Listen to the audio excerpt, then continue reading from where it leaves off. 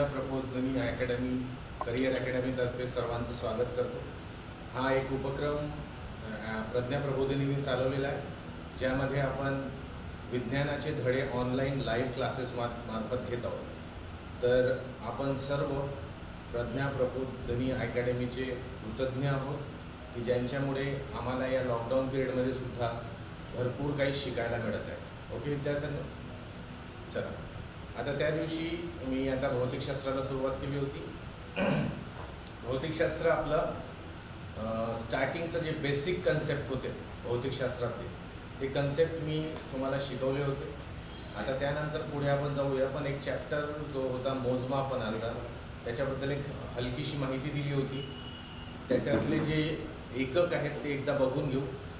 10 ते 15 मिनटात ते होऊन जाईल. त्यानंतर आपण पुढे वाढूया. तर विद्यार्थ्यांनो, मोजमापन आपण आपल्या सभोवताली जे द्रव्य आहे, आपल्या सराउंडिंगला जे मॅटर आहे त्याचं मोजमापन करतो. आणि मोजमापन करण्यासाठी आपल्याला काही एककांची आवश्यकता असते. तर ते एककाच्या पद्धती अस्तित्वात होत्या. जसं मी सांगितलं होतं MKS, CGS, FPS आणि आत्ता मध्यंतरी नवीन सुरू झालेली SI पद्धती. आता SI पद्धतीमध्येच आपलं सगळं मोजमापनाचं काम आपण करतो. आता यामध्ये आणखी एक विशेष गोष्ट म्हणजे जे एकक असतात ते 2 प्रकारे विभाजित केले आहे. त्यामधले पहिले जे एकक आहे त्यांना आपण मूलभूत एकक म्हणतो. मीन्स जे फिजिकल युनिट्स आहे, units are divided into 2 categories. त्याच्यातला फर्स्ट जो आहे, जो मूलभूत एकक म्हणतो आहे मी, त्याला आपण इंग्लिशमध्ये फंडामेंटल युनिट्स म्हणतो. तर असे काही फंडामेंटल युनिट्स आहेत ते तुम्हाला माहिती असतील, पण मला ते सांगणं भाग आहे. कारण परीक्षेत अगोदरच्या प्रश्नांमध्ये, अगोदरच्या वेळेस म्हणजे जुन्या परीक्षांमध्ये त्याच्याबद्दल विचारलं आहे पुष्कळदा आयोग. तर मी एक चार्ट बनवतो, ठीक आहे. इथे मी लिहितो भौतिक राशी,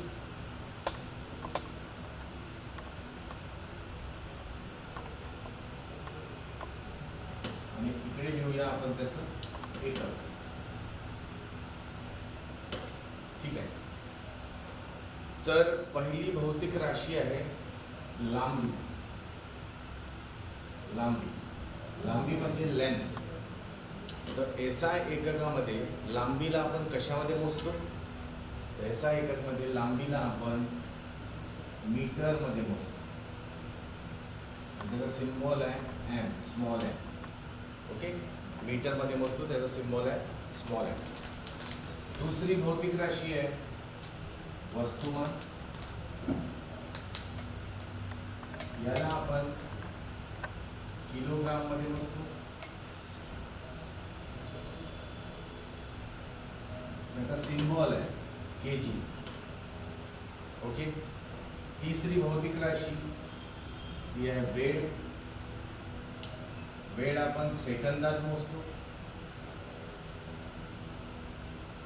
त्याला सिम्बॉल S आहे किंवा त्याला SEC पण लिहितात. ओके, S कारण विस्थापनाचा सुद्धा सिम्बॉल आहे म्हणून त्याला SEC म्हणून लिहिलं जातं. हे 3 भौतिक राशी आहेत, लांबी, वस्तुमान आणि वेळ. इंग्रजीमध्ये लेंथ, मास आणि टाईम. यांना आपण कोणते एकक SI मध्ये घेतो? मीटर, किलोग्राम आणि सेकंद. हे मूलभूत एकक शिकतोय आपण. काय शिकतोय विद्यार्थ्यांनो? मूलभूत एकक. चौथी जी राशी आहे ती आहे तापमान. चौथी राशी तापमान म्हणजे टेम्परेचर.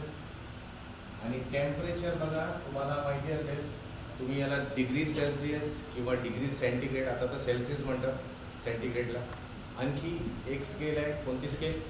तिला आपण म्हणतो फॅरनाईट. म्हणजे आपण बॉडीचं टेम्परेचर फॅरनाईटमध्ये मोजतो. वातावरणाचं टेम्परेचर वगैरे आपण रूम टेम्परेचर वगैरे सेल्सिअसमध्ये मोजतो. पण हे दोन्ही त्या SI युनिटच्या कॅटेगरीमध्ये येत नाही, है ना. तापमानाला SI कॅटेगरीमध्ये आपण केल्विनमध्ये मोजतो. केल्विन, त्याचा सिम्बॉल आहे K. तर SI कॅटेगरीमध्ये तापमानाचं मूलभूत एकक आहे केल्विन आणि त्याचा सिम्बॉल आहे K. म्हणजे आपण जे सेल्सिअस किंवा आपण जे फॅरनाईट यूज करतो, हे सिम्बॉल्स किंवा हे एकक स्टँडर्ड नाही. स्टँडर्ड म्हणजे जे SI नाही आहे. ओके. त्यानंतरची भौतिक राशी आहे विद्युतधारा. पाचवी भौतिक राशी आहे विद्युत धारा. त्याला आपण इंग्रजीमध्ये इलेक्ट्रिक करंट म्हणतो. याच्यावर एक आपण चॅप्टरच घेणार आहोत पूर्ण. तर जो विद्युत धारा आहे त्याला मोजलं जाते ॲम्पियरमध्ये. ॲम्पियर स्मॉल ए सॉरी कॅपिटल. तर विद्युत धारेला आपण ॲम्पियरमध्ये मोजतो. ओके. विद्युत धारा काय आहे हे तुम्हाला मी आता डिटेलमध्ये सांगत नाही, पण विद्युत धारा आपल्याला सगळ्याच्या परिचयाची आहे. ओके. हां, सगळ्यांच्या परिचयाची आहे विद्युत धारा. तर विद्युत धारा याच्यावर आपण एक वेगळा एक धडाच घेणार आहोत. तिथे आपण डिटेलमध्ये पाहूया काय असते. तर विद्युत धाराला आपण ॲम्पियरमध्ये मोजतो आणि ही पाचवी भौतिक राशी आहे जी मूलभूत राशी आहे आणि हे मूलभूत त्याचं एकक. 5 एकक झाल्यानंतर नेक्स्ट आहे 6वं प्रकाशाची तीव्रता.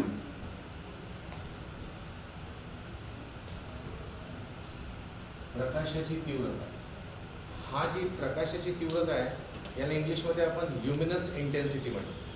म्हणजे बघा कधी आपण तुम्ही असं बघितलं असेल की रात्री झोपताना आपण छोटा असा लाईट लावतो ज्याचा कमी प्रकाश असतो, म्हणजे त्याची तीव्रता काय असते, कमी असते.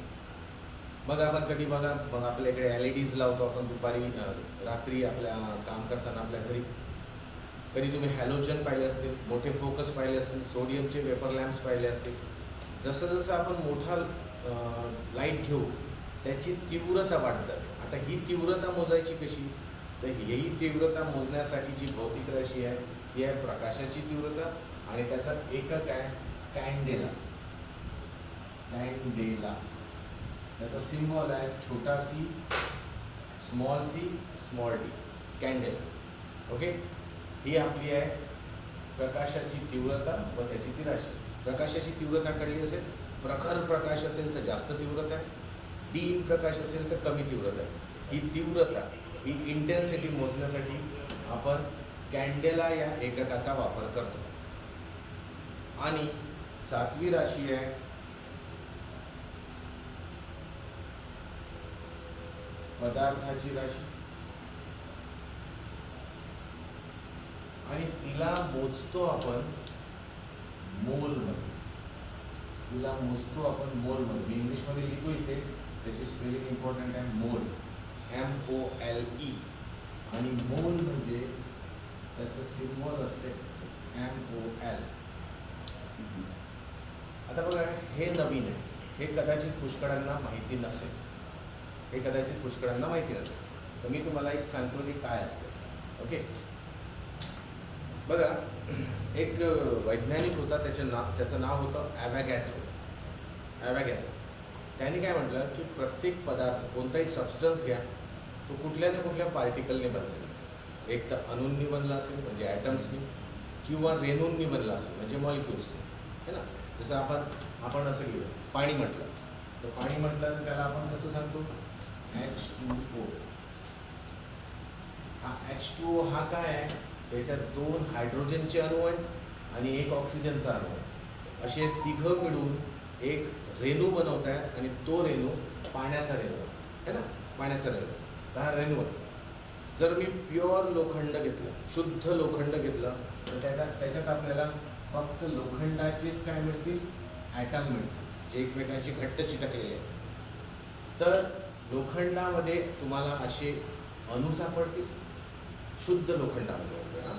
आणि पाण्याला घ्याल तुम्ही तर पाण्यामध्ये तुम्हाला रेणू सापडते, म्हणजे हा आहे ॲटम आणि हे राहील मॉलिक्यूल. तर काही गोष्टी अणूंनी बनलेल्या असतात, काही गोष्टी रेणूंनी बनलेल्या असतात. विज्ञानात आपण बघूच आहे. आता काय होतं की जोही पदार्थ ज्याच्यानेही बनलेला असेल त्या पदार्थांनाच्या त्या कणांना पार्टिकल्सला आपण जर काउंटिंग केली तर जेव्हा ती काउंटिंग करता हा आकडा मिळेल 6.022 × 10⁻23. हा आकडा जेव्हा मिळेल तेव्हा आम्ही काय म्हणू की त्या पर्टिक्युलर पदार्थाचा एक मोल आहे. म्हणजे कसं, सपोज करा एका भांड्यात तुम्ही पाणी घेतलं, एका भांड्यात आपण पाणी घेऊ, त्या पाण्यामध्ये काय भरलं असेल, पूर्ण H2O आहे ना, H2O आहे, म्हणजे H2O हे रेणू आहे. जेव्हा त्या रेणूंची संख्या आपण घेतली लक्षात आणि ती संख्या इतकी येत असेल आणि इतक्या संख्येच्या रेणूंनी जितकं ही भांड्यातलं पाणी बनत असेल तर आम्ही काय म्हणणार, ते पाणी म्हणजे काय, 1 मोल पाणी आहे. लोखंड घेतला, लोखंड म्हणजे आयरन घेतलं, याचे अणू मोजले आपण, मोजू नाही शकत, एक अंदाज असतो, तर ते अणू एवढ्या आकड्यांमध्ये भरत असतील, त्यांची संख्या एवढी होत असेल तर आम्ही काय म्हणणार त्या लोखंडाच्या तुकड्याला की तो 1 मोलचा लोखंडाचा तुकडा आहे. म्हणजे सांगायची गोष्ट ही की हा आकडा जेव्हा आपल्याला कुठल्या तरी पदार्थाच्या कणांचा सापडतो तेव्हा तो आकडा आपल्याला 1 मोल ही पदार्थाची राशी देतो. ठीक आहे विद्यार्थ्यांनो, 1 मोल म्हणजे हा आकडा, असं लक्षात ठेवायचं. याला म्हटलं जाते ॲव्होगॅड्रोचा नंबर, ॲव्होगॅड्रोची संख्या, इंग्लिशमध्ये याला ॲव्होगॅड्रोज नंबर म्हणतात. Okay, Avogadro's number. आता तुम्ही म्हणा हा तर आकडा कसा वाटते, लहान वाटते मोठा वाटते, हा खूप मोठा आकडा आहे मित्रांनो. जेव्हा 10च्या वरती 7 शून्य असतात ना तेव्हा तो 1 करोड होतो. आता इथे 10च्या वरती किती आहे, 23 शून्य आहे. हे मोजमापन सुद्धा आपल्या रेंजच्या बाहेर आहे ना. तर हा जो आकडा आहे हा खूप मोठा आकडा आहे आणि एवढे रेणू जेव्हा एखाद्या पदार्थाच्या अणूचे किंवा रेणूचे बनतात तर तो जेवढा पदार्थ असेल त्याला आपण 1 मोल आहे असं म्हणतो. ओके, मला वाटते तुम्हाला कळलं असेल हे. तर हे आपले जे 7 एकक आहेत यांना आपण मूलभूत एकक म्हणतो, यांना आपण मूलभूत एकक म्हणतो. आता याच्या व्यतिरिक्त दोन सहाय्यकारी म्हणजे कसे की जे 7च्या मूलभूत एककांमध्ये नाही आहेत पण यांना सपोर्टिव्ह आहे. तर त्याच्यातला पहिला आहे, म्हणजे मी ए नाव देतो, तो आहे प्रतलीय कोन. प्रतलीय कोन म्हणजे काय, याला प्लेन अँगल म्हणतात. हा प्लेन अँगल म्हणजे जे शाळेत आपण मोजमापन करत होतो ना, हा कोन, जसा हा एक कोन दिसतो आपल्याला, हा अँगल आहे, याला आपण प्लेन अँगल म्हणतो प्रतलीय कोनाला. हा जो अँगल आहे, हा जो कोन आहे, हा मला सांगा बोर्डवर ड्रॉ केलेला आहे ना, म्हणजे हा एकाच प्रतलात आहे, एकाच प्लेनमध्ये आहे. मग एकाच प्लेनमध्ये आहे तर या कोनाला तुम्ही प्रतलीय कोन म्हणा. तर तुम्ही बघा, आठवा तुम्ही शाळेत जेव्हाही कोन काढले असतील, अँगल काढले असतील तर ते सर्व अँगल तुम्ही वहीत काढले होते किंवा पुस्तकात बघितले होते. तर ते जे कोन होते ते सर्वचे सर्व कोन कोणते होते, प्रतलीय कोन. बरं, आपण कशात मोजायचो हे प्रतलीय कोन, तर आपण बघा आपण मोजत होतो यांना डिग्रीमध्ये. आणखी त्याचं डिटेल युनिट घेतलं तर डिग्री नंतर मिनिट येते आणि मग सेकंद येते. हे मिनिट सेकंद जे सांगतो आहे हे वेळेबद्दल नाही बोलतो आहे मी, हे कोणाच्या मोजमापनाचे एकक आहे, डिग्री, मिनिट आणि सेकंड. ओके, पण हे डिग्री जो युनिट आपण वापरत होतो हा सुद्धा एकक काय आहे, स्टँडर्ड नाही आहे मित्रांनो. स्टँडर्ड जो कोन मोजण्याचा एकक आहे तो आहे रेडियन. तो काय, रेडियन. आणि त्याला आपण RAD या चिन्हाने दर्शवतो. जसं नाही का आपण असं लिहायचो ना 70 डिग्री, पण रेडियनमध्ये लिहायचं असेल तर आपल्याला π/4 असं C द्यावं लागतं. तर हा रेडियन आहे. ओके, हे लक्षात ठेवायचं रेडियन. हां, चला, हे 11वी 12वी ज्यांचं सायन्स होतं त्यांना माहिती असेल हे रेडियन आहे. आणि शेवटचा म्हणजे दुसरा जो सप्लिमेंटरी युनिट आहे तो आहे B देऊ त्याला, तो आहे घनकोन. म्हणजे त्याला आपण विद्यार्थी मित्रांनो सॉलिड अँगल म्हणतो. त्याला आपण काय म्हणतो, सॉलिड अँगल म्हणतो. सॉलिड अँगल म्हणजे कसं, मी तुम्हाला सांगतो कसं असते. जसं मी एक पेपर घेतला आहे हातात, हे बघा आईस्क्रीमचा कोन तुम्हाला आठवत असेल विद्यार्थ्यांना. हे आईस्क्रीमचा जो कोन असतो हा असाच कसा तरी असतो ना. याच्या आतमध्ये जेव्हा तुम्ही बघाल तर ही फिगर, ही आकृती किंवा ही वस्तू ही सपाट वाटते का तुम्हाला, ही भरीव आहे ना. मग ही वस्तू भरीव आहे तर याच्या आतमध्ये जो कोन बनतो आहे त्या कोनाला आपण हा प्रतलीय कोन नाही म्हणू शकत, कारण इथे प्रतलात ही आकृती मावत नाही आहे, म्हणजे प्रतलात येतच नाही. ही 3 डायमेन्शनवाली फिगर आहे, तर याला आपण प्रतलात मोजू शकत नाही. मग अशा वेळेस जो कोन मोजायचा असतो त्याला आपण काय म्हणतो, घनकोन, म्हणजे काय, सॉलिड अँगल, सॉलिड अँगल. आणि त्याला आपण मोजतो स्टेरेडियन.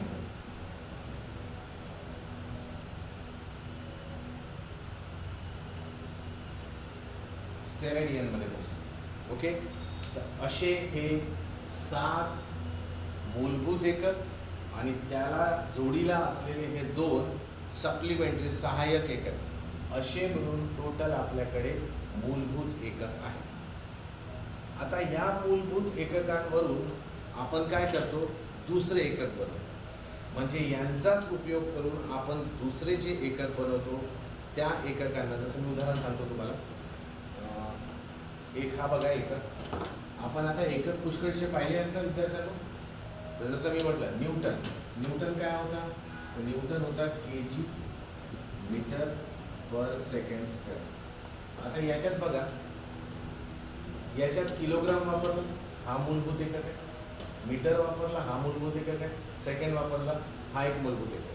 म्हणजे आम्हाला असं दिसते की न्यूटन हा जो एकक बनवला आहे बलाचा, फोर्सचा जो एकक बनवला आहे न्यूटन, हा न्यूटन मूलभूत एककांचा आधार घेऊनच बनवल्या गेलेला आहे. तर हे जे मूलभूत म्हणजे फंडामेंटल युनिट्स आहेत, यांनाच घेऊन आपण काय करतो, बाकीच्या भौतिक राशींचे एकक बनवतो. म्हणून आपल्या अभ्यासक्रमात मूलभूत एककांचं एक महत्त्वपूर्ण स्थान आहे. ओके, मला माहीत आहे हे पुष्कळांना माहिती असेल, पण ज्यांना माहीत नसेल, नवीन माहिती असेल, तर त्याने लक्षात ठेवावं. यामध्ये हा आकडा परीक्षेत विचारलेला आहे, याला ॲव्हॅगॅड्रोचा नंबर म्हणतात, ॲव्हॅगॅड्रोची संख्या म्हणतात. ठीक आहे विद्यार्थ्यांनो, एकदा जरा बघून घ्या आणि आपले प्रश्न असतील तर ते प्रश्न रेडी ठेवा. ठीक आहे, चला. यूट्यूबवर व्हिडिओ लोड करणं सुरू झालं आहे. पहिला लेक्चर यूट्यूबवर आलेला आहे विद्यार्थ्यांनो. ज्यांनी पाहिलं नसेल किंवा मिस झालं असेल तर यूट्यूबवर प्रज्ञा प्रबोधिनी म्हणून जो चॅनल आहे त्याला सबस्क्राईब करावं, तिथे त्याला बघावं. ओके, आणि जर तुमचे क्वेश्चन्स असतील तर तिथे कमेंट बॉक्समध्ये आपले क्वेश्चन्स टाकावे, म्हणजे मला ते रिप्लाय करता येतील. ओके, ठीक आहे. चला आता पुढे जाऊ. बघा विद्यार्थ्यांनो, आपण ऊर्जा हा टॉपिक डिस्कस केला. ऊर्जा म्हणजे काय, ऊर्जा म्हणजे पदार्थाची कार्य करण्याची क्षमता. पदार्थ जेव्हा कार्य करतो तर कार्य करण्यासाठी ऊर्जेचा उपयोग करावा लागतो. तर ऊर्जा करण्याची जी क्षमता असते पदार्थाची त्याला आपण काय म्हणतो, कार्य करण्याची जी क्षमता असते त्याला आपण ऊर्जा म्हणतो. कार्य करण्याची क्षमता म्हणजे ऊर्जा. आता या ऊर्जेचे आपण प्रकार बघितले होते है ना. तर यांत्रिक ऊर्जेमध्ये, मेकॅनिकल एनर्जीमध्ये जे प्रमुख प्रकार होते ते होते कोणते, गतिज ऊर्जा आणि स्थितिज ऊर्जा, म्हणजे कायनेटिक एनर्जी आणि पोटेन्शियल एनर्जी. यांचे आपण फॉर्म्युले पण बघितले होते है ना. गतिज ऊर्जा KE, हिचा फॉर्म्युला होता 12mv², आणि स्थितिज ऊर्जा म्हणजे पोटेन्शियल एनर्जीचा फॉर्म्युला होता mgh. याच्यावर MPSCने एकदा प्रश्न विचारला होता, तो प्रश्न मी तुम्हालाही सांगतो समजून, त्याच्यासाठी मी पुन्हा हे फॉर्म्युले आपण हे डिस्कस केलेलं आहे. तो म्हणतोय की प्रश्न असा होता की एखाद्या पदार्थाचा वेग जर दुप्पट केला तर तो पदार्थ जो असेल त्याची गतिज ऊर्जा किती पटीने वाढणार, कमी होणार, तितकीच राहणार, असा प्रश्न होता. म्हणजे काय, एक पदार्थ आहे, तो वेगात आहे, त्याचा वेग आपण दुप्पट केला समजा, तर मग त्याची गतिज ऊर्जा म्हणजे कायनेटिक एनर्जी ही किती पट वाढणार किंवा कमी होणार किंवा तितकीच राहणार, म्हणजे असे ऑप्शन्स होते. आता बघा, सपोज करा हा एक सपोज कार आहे, ही कार अशी जात, तिचा वेग v आहे. तर या कारमध्ये एवढी गतिज ऊर्जा असेल, 1/2 mv², एवढी गतिज ऊर्जा असेल. आता काही अंतर गेल्यानंतर या कारचा आपण काय करूया, वेग वाढवूया. आता जितका वेग होता त्याच्यात दुप्पट करूया. म्हणजे पहिले v वेग होता, आता 2v वेग झाला. आता हा वेगाने कार, या वेगाने कार जर जात असेल तर हा जो वेग आहे, या वेगाला अनुसरून गतिज ऊर्जा किती राहील, म्हणजे कायनेटिक एनर्जी किती राहील, तर मग ती आपण काढूया. तर बघा, सुरुवातीला म्हणजे पहिल्या कंडिशनमध्ये कारचा वेग v होता, गतिज ऊर्जा एवढी होती. दुसऱ्यामध्ये काय होईल, तर दुसऱ्या केसमध्ये म्हणजे इथे जेव्हा आपण त्याची गतिज ऊर्जा मोजतोय तर ते होईल 1/2 mv होती. आता vच्या ऐवजी तिची वेग तिचा झाला 2v, तर 2vचा स्क्वेअर लिहिला. पहिले v होता वेग, आता 2v झाला आहे ना, डबल केला, दुप्पट केला. आता बघा, हे मला दिसतं 1/2 m लिहिला, 2चा वर्ग किती येतो विद्यार्थ्यांना, 4, आणि vचा वर्ग येतो v वर्ग. हे 4 जर आपण पुढे आणले तर 4 गुणिला 1/2 mvचा वर्ग. आता जरा याला थोडंसं बघा. हा जो एवढा आकडा आहे 1/2 mv वर्ग, ही त्याची गतिज ऊर्जा केव्हाची होती, सुरुवातीची होती, म्हणजे पहिल्या पोझिशनची. आता या गतिज ऊर्जेच्या 4 पट गतिज ऊर्जा झालेली दिसते आपल्याला. म्हणजे आपण जेव्हा वेग दुप्पट केला तर काय होईल, गतिज ऊर्जा 4 पट वाढेल, है ना. गतिज ऊर्जा काय होईल, 4 पट वाढेल. तर वेगाला जितक्या प्रकारे आपण गुणत जाऊ त्याच्या दुपटीच्या दुपटीने गतिज ऊर्जा सुद्धा काय होत जाईल, प्रत्येक वेळेस वाढत जाईल. तर हा प्रश्न MPSCने विचारला होता की जेव्हा दुप्पट ऊर्जा गेली तेव्हा इथे 4 पट गतिज ऊर्जा, दुप्पट वेग केला तेव्हा 4 पट गतिज ऊर्जा वाढते. चला, तुम्हाला हे कळलं असेल. आता आपण पुढे जाऊ.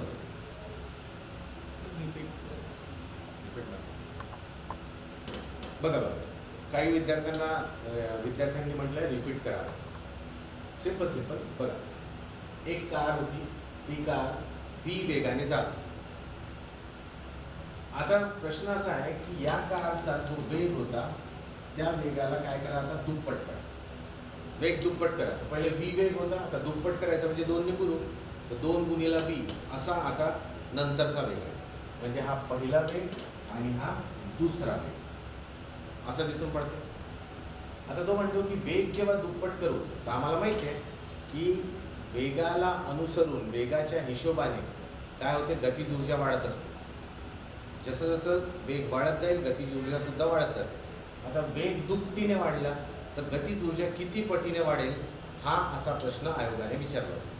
त्याच्यात ऑप्शन दिले होते, 4 पटीने वाढेल, अर्ध्या पटीने वाढेल, समान राहील, किंवा यापैकी नाही, असं काहीतरी ऑप्शन्स होते.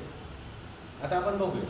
पहिले जेव्हा v वेग होता तर या कारची गतिज ऊर्जा किती होती, तर गतिज ऊर्जेचा फॉर्म्युला 1/2 mv². v लिहिला इथे कारण vच वेग होता. हा v म्हणजे वेग आहे ना, वेलॉसिटी आहे, तर हा वेलॉसिटीचा स्क्वेअर. ही गतिज ऊर्जा या कारची केव्हा होती, जेव्हा तो पहिल्या पोझिशनमध्ये होता, जेव्हा त्याचा वेग v होता. पण आता वेग दुसऱ्या कंडिशनमध्ये वेग आपण काय केला, दुप्पट केला. आता हा जो v आहे, या vच्या जागी आम्हाला 2v घ्यावं लागेल, 2v, कारण वेग दुप्पट झाला. मग हे 2v झालं. आता याचा वर्ग घ्यायचा आहे ना, तर 2चा वर्ग किती येतो विद्यार्थ्यांना, 4, vचा वर्ग म्हणजे स्क्वेअर किती येतो, v². आता हा 4 मी पुढे लिहितोय आणि 1/2 m आणि v² मागे. आता हे सांगा, हे काय आहे, 1/2 mv². हे तर त्या कारचा जेव्हा सुरुवातीचा v वेग होता तेव्हाची गतिज ऊर्जा. आता ती गतिज ऊर्जा किती पटीने वाढलेली दिसते, 4 गुणिला आहे ना, म्हणजे काय झालं, 4 पटीने वाढली. जर समजा उत्तर असं आलं असतं 1/4 × 1/2 mv², समजा आता असं उत्तर आलं असतं, तर तर आपण काय म्हटलं असतं, 4 पटीने कमी झाली. पण आता 4 गुणाकारात आहे, तर आपण म्हणू 4 पटीने वाढली गतिज ऊर्जा. कळलं विद्यार्थ्यांनो? मला वाटते तुम्हाला हे लक्षात आलेलं असेल. एकदा रिप्लाय करा. कोणाला काही डाऊट असेल तर विचारा. असं समजा की आपण जे गणित न्यूमरिकल्स करणार आहोत त्यामधला पहिला एक हलकासा न्यूमरिकल होता. ओके, ज्यांना कुणाला समजलं असेल ते एकदा पुन्हा विचार करायचा. यूट्यूबवर पण बघाल तुम्ही हा लेक्चर आला तर, नाही तर तिथे कमेंट द्याल. कारण हे सरळ सरळ आहे, गणितीय आहे. थोडंसं इथे वीच्या जागी 2 बी टाकले, वेग दुप्पट केला आणि आम्हाला इथे 4 मिळाले. 4 मिळाले म्हणजे काय झालं की वेग दुप्पट झाला आणि गतिज ऊर्जा 4 पट झाली, असा त्याचा अर्थ निघतो. नाही तर तुम्ही असा करू शकता. तुम्हाला एक सोपा उपाय सांगतो, तुम्ही स्वतः ट्राय करा. पहिले वेग घेऊन घ्यायचा 10 मीटर पर सेकंड आणि मग काय करतोय आम्ही वेग दुप्पट करतो. तर 10ची दुप्पट किती होतात? 20 मीटर पर सेकंड. 20 मीटर पर सेकंड वेग केला दुसऱ्यांदाच. तर आपल्या मनाने एखादी वस्तुमान घेऊन घ्यायचं आणि मग तुम्ही बघा तर तुम्हाला ऑटोमॅटिक 4 दिसतील. ठीक आहे ना? तर असं तुम्ही स्वतःही करून बघितलं तर होत आहे.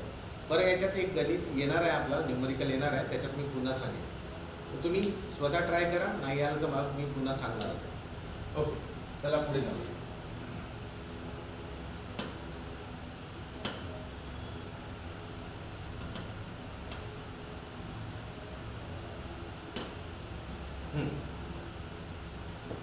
बघा विद्यार्थी, यानंतरचा आपला नेक्स्ट टॉपिक आहे. आपण सगळे राशी बघितल्या, भौतिक राशी. आता आम्हाला बघायचं आहे ऊर्जा अक्षय्यतेचा नियम. ऊर्जा अक्षय्यतेचा नियम. याच्यावर फ्रिक्वेंटली MPSCने प्रश्न विचारले आहेत. म्हणजे एकच प्रश्न नाही तर पुष्कळशा एक्झाम्समध्ये प्रश्न आलेले आहेत. 2018पर्यंत इथे प्रश्न विचारले आहेत या टॉपिकवर. तर हा टॉपिक इम्पॉर्टंट आहे विद्यार्थी. ऊर्जा अक्षय्यतेचा नियम, याला आपण इंग्रजीमध्ये म्हणतो law of conservation of energy.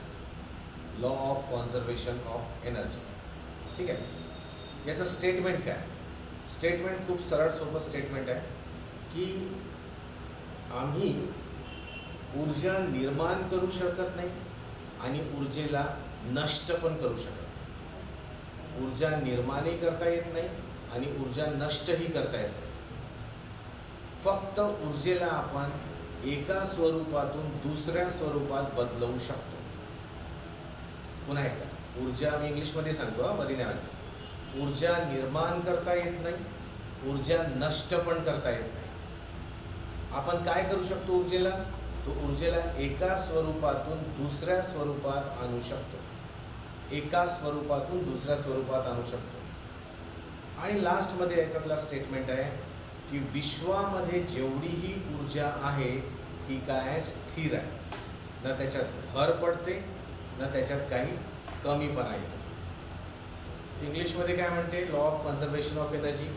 Energy can neither be created. आम्ही एनर्जीला क्रिएट करू शकत नाही, नॉर बी डिस्ट्रॉयड. ना तिला आपण डिस्ट्रॉय म्हणजे नष्ट करू शकत. ओके.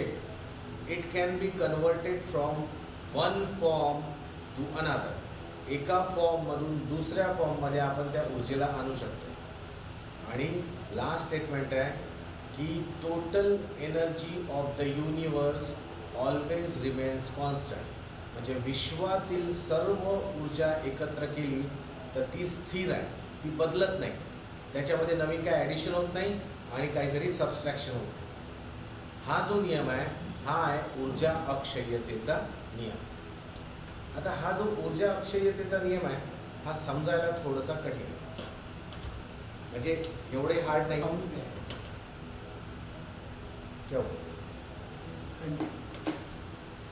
चला बघूया. आता आपण एक आपला उदाहरण घेऊया, आपलं स्वतःचं उदाहरण. काय आपल्या बॉडीमध्ये ऊर्जा आहे? आता मी इथे तुम्हाला लेक्चर देतो आहे, तुम्ही तिथे बसून ऐकताय, तर ऊर्जा मलाही लागत आहे शिकवायला, ऊर्जा तुम्हालाही लागत आहे ऐकायला, डोक्यात सगळं कॅच करायला. तर आम्हाला ऊर्जेची आवश्यकता पडतेच पडते. तर आमच्यामध्ये ऊर्जा येते. आता ही जी ऊर्जा आहे, ही ऊर्जा आमच्यामध्ये आली कशी? तर ही आली, आपण काय केलं? आपण प्लांट्सला, है ना, प्लांट्स म्हणजे झाडं, झाडांपासून म्हणजे झाडांना, वनस्पतींना किंवा प्राण्यांना खाऊन आपण काय करतो? स्वतःमध्ये ऊर्जा आणतो. जसं बघा ना, सिंपल आहे की आपण जर जेवण नाही केलं 1-2-3 दिवस, आपण मरणार तर नाही, पण आपल्यामध्ये कार्य करण्याची क्षमता राहणार, आपण पूर्णपणे कमजोर पडून जातो. तर आपल्यामध्ये कंटिन्युअस ऊर्जा कशी येत राहते? तर आपण जे खातो, जे ग्रहण करतो, म्हणजे एक तर आपण वनस्पती खातो किंवा प्राणी खातो, तर वनस्पती किंवा प्राण्यांनाचं भक्षण करून आपल्यामध्ये ऊर्जा येते. बरं, मग वनस्पतीमध्ये स्वतःची ऊर्जा स्वतः निर्माण केली का त्याने वनस्पतीने? तर नाही, ऊर्जा तर निर्माणच करता येत नाही. तर रूल असा आहे की वनस्पतीमध्ये सुद्धा ऊर्जा ही निर्माण होत नाही. तर मग कशी होते? तर ही सुद्धा कुठून तरी घेतली जाते आणि ती ऊर्जा मिळते त्याला सूर्यापासून. म्हणजे बघा, चेन आहे. सूर्यामध्ये काय? भरपूर एनर्जी उत्सर्जित होते, ऊर्जा उत्सर्जित होते. ती ऊर्जा प्रकाश आणि उष्णतेच्या स्वरूपात झाडांपर्यंत येते, वनस्पतीपर्यंत येते. ती ऊर्जा इथे कन्वर्ट होते, है ना. प्रकाश, इथे बघा, सूर्याकडून आम्हाला काय मिळते? प्रकाश आणि उष्णता मिळते. आम्हाला लाईट आणि हीट मिळते, प्रकाश आणि उष्णता मिळते. ही प्रकाश आणि उष्णता, ही जी ऊर्जा आहे, ही या वनस्पतीमध्ये आल्यानंतर ते रासायनिक ऊर्जेमध्ये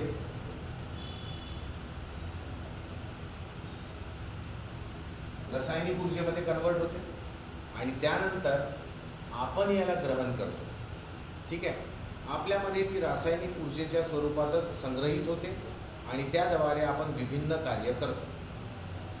आता बघा, इथे मला एंड झाल्यासारखं वाटतं, ऊर्जा इथपर्यंत आली आणि इथून सुरू झाल्यासारखं वाटतं. आता प्रश्न हा आहे की नियम म्हणतो, ऊर्जा अक्षय्यतेचा नियम हा म्हणतो की ऊर्जा निर्माण नाही करता येत.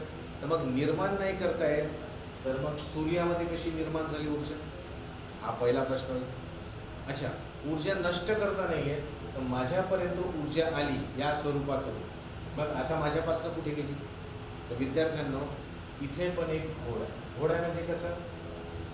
की सूर्यामध्ये जी उष्णता निर्माण होते किंवा जी ऊर्जा निर्माण होते, त्या ऊर्जा निर्माण करण्यामागे वैश्विक ऊर्जेचा सिद्धांत लागू पडतो. म्हणजे काय? सूर्यामध्ये जे हायड्रोजन आहे, त्या हायड्रोजनमधून सतत इथे ऊर्जा निर्मिती होत असते. त्याला निर्मिती नाही म्हणता येत, त्याला एक स्वरूपाची निर्मिती होते असं म्हणावं लागेल. पण ही ऊर्जा सूर्याला कुठून मिळाली आहे? तर सूर्याला विश्वाकडून ही ऊर्जा मिळाली. विश्व म्हणजे युनिवर्स. युनिवर्समध्ये सूर्याची निर्मिती झाली आणि तिथे एक प्रोसेस सुरू झाली, प्रकाश आणि उष्णता निर्माण करण्याची. पण त्याला जे ऊर्जा पाहिजे आहे, ती ऊर्जा कुठून मिळते आहे? त्याला विश्वातनं मिळते. आणि इथे आमच्यापर्यंत जेव्हा ऊर्जा येते, तर या ऊर्जेचं आमच्या नंतर काय होतं? तर विद्यार्थ्यांनो, आम्ही वेगवेगळे कार्य करतो दिवसभरात, है ना. आपण जेवण करतो, आपण वेगवेगळे कार्य करतो. ते कार्य करत असताना आपली ऊर्जा बाहेर निघत असते, है ना. मग असा प्रश्न येतो की जर मी सपोज करा दुपारचं जेवण केलं आणि मी झोपून गेलो, मी काहीच काम नाही केलं, तर काय माझी ऊर्जा संग्रहित राहील माझ्यामध्ये? नक्कीच नाही राहणार. तुम्हाला संध्याकाळीसुद्धा भूकच लागेल. कारण काय की जरी आम्ही काही विशेष काम करत नसू, तरी पण कंटिन्युअस आपल्या शरीराच्या आतमध्ये आपले जे अवयव आहेत, ऑर्गन्स आहेत, ते काही ना काही काम करत असतात, है ना.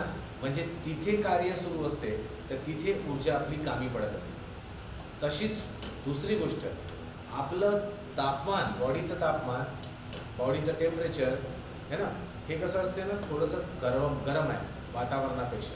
तर इथून आपल्या बॉडीमधून कंटिन्युअसली उष्णता उत्सर्जित होत असते. म्हणजे आम्ही काय म्हणणार, आमच्यामधून ऊर्जा बाहेर निघून विश्वात मिसळत असते आणि विश्वातली ऊर्जा कशा तरी स्वरूपात सूर्य घेत असतो. म्हणजे झालं कसं की ऊर्जा इथे या सायकलमध्ये, चक्रीमध्ये आम्हाला कुठेच निर्माण होताना दिसली नाही आणि कुठेच नष्ट होताना दिसली नाही. चला बघूया विद्यार्थ्यांनो. आज आपण विद्युत निर्मिती हा एक टॉपिक बघणार. ऊर्जा अक्षय्यतेच्या नियमानुसार आपण विद्युत निर्मिती कशी होते हा एक टॉपिक बघणार आहोत. आणि याच्यावर MPSCने भरपूर प्रश्न विचारले. म्हणजे या एकच टॉपिकवर वेगवेगळ्या प्रकारे फिरवून फिरवून प्रश्न विचारले. अच्छा, आता तुम्हाला माहिती असेल की ऊर्जा किती प्रकारची असते, ऊर्जेला प्रकार किती. ऊर्जाचे वेगवेगळे प्रकार आहेत. जसं इथे तुम्हाला सांगितलं मी, कोणती, यांत्रिक ऊर्जा. यांत्रिक ऊर्जेमध्ये आपण खास करून गतिज आणि स्थितीज ऊर्जेला प्राधान्य देतो है ना. तर यांत्रिक ऊर्जा म्हणजे गतिज ऊर्जा आली, त्याच्यात स्थितीज ऊर्जा आली. ठीक आहे. मग आम्हाला दिसते रासायनिक ऊर्जा. रसायनामध्ये सुद्धा ऊर्जा असते. कशी ऊर्जा असते तर तुम्ही बघा, तुम्हाला मी एक रासायनिक ऊर्जा सांगतो की तुम्ही दिवाळीच्या वेळेस फटाके फोडत असाल, त्या फटाक्यांमध्ये बारूद असते. त्या बारूद म्हणजे काय आहे ॲक्च्युली, ते बारूद म्हणजे काय, एक रसायन है ना. आणि तो रसायनाला जेव्हा आपण आग लावतोय तेव्हा तो स्फोट करतो, स्फोट होतो. म्हणजेच काय झालं की त्याच्यामध्ये ऊर्जा आहे. बरं, ऊर्जेला लक्षात ठेवा. तुम्हाला ऊर्जा जेव्हा सांगताना एक गोष्ट लक्षात ठेवायची की ऊर्जा सांगताना खरोखरच त्या रसायनामध्ये ऊर्जा आहे कसं म्हणाल तुम्ही, सिद्ध कसं करा. ऊर्जा असेल तर त्या ऊर्जेमुळे कार्य करता येते है ना. एनर्जी असेल त्याच्यामुळे आपण वर्क करू शकतो, ऊर्जेमुळे कार्य करू शकतो. ओके, मग कार्य करतो, वर्क करतो म्हणजे एक्झॅक्टली काय होतं, तर याचा फॉर्म्युला तुम्हाला माहितीच आहे, F/S है ना. बल गुणिला विस्थापन म्हणजे काय होते, तर कार्य होते है ना. बल गुणिला विस्थापन म्हणजे कार्य होते. म्हणजे जेव्हा कधीही विस्थापन घडून आलं तर विस्थापन न्यूटनच्या म्हणण्यानुसार आपोआप होत नाही है ना. हा पेन मी इथे ठेवला आणि या रूममध्ये कोणी आलाच नाही तर 10 वर्षानंतरही आपण येऊन पाहू तर इथेच दिसेल तो पेन. म्हणजे म्हणणं काय आहे की जोपर्यंत विस्थापन होत नाही तोपर्यंत कार्य घडत नाही. अच्छा, विस्थापन घडवून आणण्यासाठी बल तर लावावाच लागतो. म्हणजे आमचा कार्याला किंवा वर्कला याची व्याख्या करताना एकच गोष्ट दिसते की विस्थापन व्हायला पाहिजे. मग मला एक सांगा, तुम्ही जो फटाका फोडला दिवाळीमध्ये, त्याच्यात जे रसायन भरलं होतं त्याच्यात खरंच ऊर्जा होती का, त्याने काही कार्य केलं का. तर तुम्ही बघा, जर तुम्ही सुतळी बॉम्ब फोडत असाल तर तो फुटल्यानंतर त्या बॉम्बची सुतळी कुठेतरी दूर पडलेली असते. म्हणजे तिचा विस्थापन झालं ना, विस्थापन झालं म्हणजे कार्य झालं. म्हणजे आणि कार्य कोणी करून दिलं तर त्या बारूद म्हणजे रसायनाने करून दिलं. म्हणजे रासायनिक ऊर्जासुद्धा एक ऊर्जेचा प्रकार असतो. ठीक आहे. मग आपण बघूया प्रकाश. प्रकाशामध्ये ऊर्जा असते का, तर नक्कीच प्रकाशामध्ये ऊर्जा असते. प्रकाश हा काय करतो, प्रकाश हा सुद्धा एका कुठल्या तरी गोष्टीला विस्थापित करू शकतो. मी तो एक प्रयोग सांगतो तुम्हाला. तुम्हाला जर परीक्षेत प्रश्नाला SSCला आला, SSCमध्ये स्टाफ सिलेक्शनच्या एक्झाममध्ये आला, आईन्स्टाईनला जे नोबेल पारितोषिक मिळालं ते त्याच्या कोणत्या प्रयोगासाठी मिळालं. आईन्स्टाईनला जे नोबेल पारितोषिक मिळालं ते थेअरी ऑफ रिलेटिव्हिटी म्हणजे सापेक्षतेचा सिद्धांत याच्यासाठी मिळालेलं नाही आहे. याच्यासाठी नाही मिळालं. मग त्याला कशासाठी मिळालं आहे, तर त्याने आणखी एक प्रयोग केला होता जो त्याच्या हिशोबाने खूप छोटासा प्रयोग होता. तो प्रयोग होता photo electric effect. Photo electric effect. Okay, त्यामध्ये त्याच्या प्रयोगाच्या रिझल्टनुसार त्याला नोबेल पारितोषिक दिलं. काय होता तो, की एका विशिष्ट प्रकारच्या लाईटला, प्रकाशाला, हा समजा प्रकाश पडतो, एका विशिष्ट प्रकारच्या प्रकाशाला जर आपण एखाद्या विशिष्ट पदार्थावर तो प्रकाश टाकला तर या पदार्थामध्ये जे अणू असतील त्या अणूचे इलेक्ट्रॉन या पदार्थातून बाहेर पडतात. कोणी सांगितलं? हे आईन्स्टाईन. कोणता प्रयोग होता? Photo electric effect. सांगायचं काय होतं त्याला की प्रकाश जेव्हा एका विशिष्ट पदार्थावर टाकण्यात येतो तर त्या प्रकाशामुळे या पदार्थाचे अणुरेणू डिस्टर्ब होतात आणि त्यांच्यामध्ये अणूमध्ये असलेले जे इलेक्ट्रॉन्स असतात ते तुटून बाहेर पडतात. मग मला सांगा, या प्रकाशाने या इलेक्ट्रॉनला विस्थापित केलं ना, म्हणजे प्रकाश विस्थापन करू शकते आणि विस्थापन करू शकते म्हणजे तो कार्य करू शकते आणि कार्य करण्याची क्षमता कोणामध्ये असते? ऊर्जेमध्ये. म्हणजे प्रकाश काय झाला? एक ऊर्जा झाली. तर प्रकाश ऊर्जा, रासायनिक ऊर्जा. आणखी आपण बघू ध्वनीमध्ये सुद्धा ऊर्जा असते का? तुम्ही बघा, तुमच्या आजूबाजूला कधी DJ वाजत असेल है ना, आणि तो आपल्या घरचे काच हलतात, खिडक्यांचे काच हलतात. तर खिडक्यांचे काच जे हलले ते कशामुळे हलले? तर तिथून जो साऊंड आला त्या साऊंडनी त्या काचांना हलवलं. हल्ले म्हणजे आपल्या जागी त्यांनी विस्थापन केलं म्हणजेच काय की त्यांनी काय करून आलं? कार्य. आणि जोही कार्य करू शकतो त्याला स्वतःची ऊर्जा असते. म्हणजे आम्ही काय म्हणू? प्रकाशालाही ऊर्जा आहे, ध्वनीला सुद्धा ऊर्जा आहे म्हणजे साऊंडला पण ऊर्जा आहे, रसायनाला ऊर्जा आहे, भूऔष्मिक ऊर्जा आहे म्हणजे पृथ्वीच्या भूगर्भात उष्णता आहे, त्या उष्णतेचा वापर आपण आज ऊर्जा करू शकतो. जलविद्युत ऊर्जा म्हणजे जलविद्युत म्हणण्यापेक्षा वाहत्या पाण्याला सुद्धा काय असते? ऊर्जा असते. ती गतिज ऊर्जाच असते ना. त्यानंतर आम्हाला माहिती आहे पवन ऊर्जा है ना, वाहत्या हवेला सुद्धा त्याच्यामध्ये सुद्धा ऊर्जा असते. आणि मग शेवटी सौर ऊर्जा. ते असे वेगवेगळे ऊर्जेचे प्रकार आहेत. ओके, आता या प्रकारांना लक्षात घेऊन आपण ऊर्जा अक्षय्यतेचा नियम बघूया. ओके,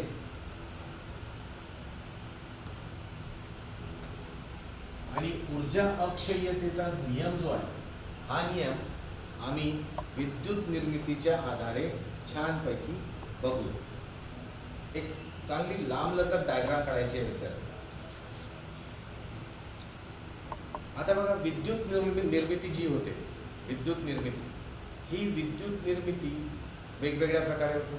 जसं तुम्ही बघाल आपल्या नागपूरच्या आजूबाजूच्या परिसरात म्हणजे कोराडी खापरखेड्याला काही विद्युत प्रकल्प आहे ना, पॉवर प्लांट आहे. कसे आहेत ते पॉवर प्लांट? तर त्यांना आपण औष्मिक म्हणतो म्हणजे काय? थर्मल म्हणतो. थर्मल औष्मिक विद्युत ऊर्जा प्रकल्प आहेत, थर्मल इलेक्ट्रिक पॉवर प्लांट आहे. ठीक आहे. मग काही ठिकाणी तुम्ही बघाल की जलविद्युत पण असते. जलविद्युत तुम्ही ऐकलं असेल है ना, तिथे वाहत्या पाण्याच्या प्रवाहाला काहीतरी करून त्यामार्फत विद्युतधारा निर्मित केली जाते. तर तो एक प्रकार आहे. मग तुम्ही हे ऐकलं असेल आण्विक विद्युत प्रकल्प, जसं आपला भाभा ॲटॉमिक रिसर्च सेंटरला आहे, न्यूक्लिअर पॉवर प्लांट है ना. जलविद्युत प्रकल्प म्हणजे हायड्रो इलेक्ट्रिक पॉवर प्लांट, औष्मिक म्हणजे थर्मल पॉवर प्लांट. तर असे वेगवेगळ्या प्रकारे आपण विद्युत ऊर्जा म्हणजे इलेक्ट्रिकल एनर्जी निर्मित करू शकतो. आता प्रश्न हा येते की होते कसं? तर आपण जलविद्युताच्या मार्फतातून आपण एक बघू. एक सेकंड बघा. सर्वात प्रथम जेव्हा जलविद्युत प्रकल्प बांधायचा असतो तेव्हा आम्हाला एक धरण बांधावं लागतं. म्हणजे जर नदी वाहत आहे तर त्या नदीला एक धरण पाडावं लागतं. समजा हे धरणाचा असा डायग्राम तुम्ही पाहिला असेल, धरण सुद्धा पाहिलं असेल. तर वाहती नदी होती, अशी वाहत होती, तिला इथे अडवण्यात अडवलं, इथे एक धरण बांधलं म्हणजे डॅम बांधलं. आता डॅम बांधल्यामुळे काय होईल की पाणी पुढे वाहणार नाही आणि इथे जे पाणी आहे त्या पाण्याची पातळी हळूहळू काय होईल? वाढत. पाण्याची पातळी हळूहळू वाढत जाईल. म्हणजे धरणाच्या एकदम वरपर्यंत पाणी साठवून होऊन जातं. म्हणजे तिथे एक मोठा तलाव निर्मित होतो. तर तुम्ही जितकेही प्रकल्प पाहाल, जिथे पण धरण बांधलेलं आहे, डॅम बांधला आहे, त्या ठिकाणी तुम्हाला अशीच परिस्थिती दिसेल की वाहत्या नदीवर डॅम टाकला आणि तिथे पाणी रोखून धरलं, त्यामुळे तिथे आजूबाजूच्या परिसरात तलाव निर्मिती झाली. आता या मागचा उद्देश काय की हा जो प्रवाह थांबवण्यात आला, तर या थांबवण्यामुळे काय झालं, पाण्याच्या म्हणजे पाण्याची पातळी वाढत गेली, ती वाढली. आता पाण्याच्या पातळी वाढली म्हणजे आम्ही काय म्हणू की पाण्याची हाईट वाढली, पाण्याची जी उंची आहे, पातळीची उंची लेवल जी आहे ती वरती गेली. आता वरती लेवल गेल्यानंतर ऑटोमॅटिक काय होतं, तर आपण माहीत आहे जशी जशी उंची वाढत जाते तसं तसं काय होते, त्या वस्तूमध्ये एक विशिष्ट प्रकारची ऊर्जा संग्रहित होते. आणि ती ऊर्जा कोणती असते, तर ती असते स्थितीज ऊर्जा. म्हणजे आम्ही काय म्हणू की इथे पाणी अडवल्यामुळे जी उंची वाढली पाण्याची, त्याच्यात काय निर्माण झाला, तर त्याच्या स्थितीज ऊर्जा निर्माण झाली. म्हणजे वाहत्या पाण्याला थांबवण्यात आलं आणि थांबलेल्या पाण्यामुळे पातळीवरती गेल्यामुळे काय स्थितीज ऊर्जा निर्माण झाली. ओके, आता काय होतं इथे, मग काय केलं जाते की या चढत्या पाण्याला इथून पाईप मार्फत खालच्या बाजूने सोडण्यात. आता काय होते, जितकी जास्त उंची राहील त्या धरणामध्ये पाण्याच्या पातळीची उंची जितकी राहील तेवढं वेगवान पाणी या पाईप मार्फत खाली वेगाने वाहिल. तुम्हाला माहिती आहे ना, आपल्या घरी सपोज करा ही अशी एक बिल्डिंग आहे, 3 माळ्याची बिल्डिंग आहे. प्रत्येक माळ्यावर एक बाथरूम आहे आणि बाथरूममध्ये शॉवर आहे. ओके, इथे एक टाकी आहे, या टाकीतलं पाणी या शॉवर मार्फत खाली येतं. मला सांगा, शॉवरमध्ये कोणत्या शॉवरमध्ये पाण्याचा वेग सर्वात जास्ती राहील, तर आपल्याला दिसेल की हा जो खालचा शॉवर आहे ना, जो सर्वात खालच्या माळ्यावरचा शॉवर आहे, याची या पाण्यापासून उंची मोजली तर सर्वात जास्त येते. तर इथे आम्हाला पाण्याचा वेग काय दिसेल, जास्त दिसेल. म्हणजे या शॉवरमधून वाहणारं पाणी हे जास्ती गतिमान दिसेल. इथे बघा काय झालं, इथे तसंच आहे, पाण्याची उंची वाढत गेली तर या पाईपमधून जो पाणी इथे खाली पाठवलं जाईल, या पाण्याचा वेग काय राहील, जास्तीत जास्त. म्हणजे स्पीड ऑफ वॉटर खूप जास्ती होते. बरं, हे वाहतं पाणी जे असते, हे वाहतं पाणी आपण काय करतो की आणखी वेगवान करण्यासाठी आपण इथे नोझल लावतो. नोझल, आता नोझल म्हणजे काय मी सांगतो तुम्हाला, त्याला हिंदी वर्ड नाही आहे. हा एवढा जो पट्टा दिसतो ना, याला आपण नोझल म्हणतो. नोझल काय असते, तर बघा आपण घरी पण नोझल करतो, नोझल इफेक्ट करतो. तुम्ही झाडावर पाणी टाकता ना, कधी दूरवर पाणी टाकायचं असेल तर आपण बघा पाईप जो असतो त्या पाईपला थोडंसं असं दाबतो. तर याच्यामुळे काय होते, जी धार निघत असते पाण्याची ती फार लांबपर्यंत जाते. म्हणजे पाण्याचा वाहण्याचा वेग वाढून जातो. तर जेव्हा आपण वाहत्या पाईपमधल्या समोरचा जो क्षेत्रफळ आहे त्याला कमी करतो, तर ऑटोमॅटिक पाण्याच्या वाहण्याचा वेग वाढून जातो. मग इथे काय होते, हा नोझल तेच काम करतो. म्हणजे अगोदरच वेगवान येणारं पाणी हे या नोझल मार्फत आणखी वेगवान होत जातं. आणि हे अतिवेगाने येणारं पाणी या नोझलच्या थ्रू अतिवेगाने काय होते, बाहेर पडते.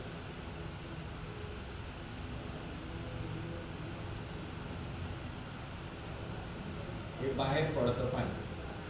आता बघा, इथे ही स्थितीज ऊर्जा होती. आता पाणी गतिमान झालं.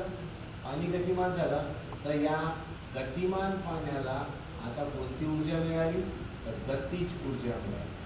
वाहत्या वस्तूमुळे, जात्या वस्तूमुळे जी ऊर्जा निर्माण होते तिला आपण काय म्हणतो, गतिज ऊर्जा म्हणतो. म्हणजे कायनेटिक एनर्जी.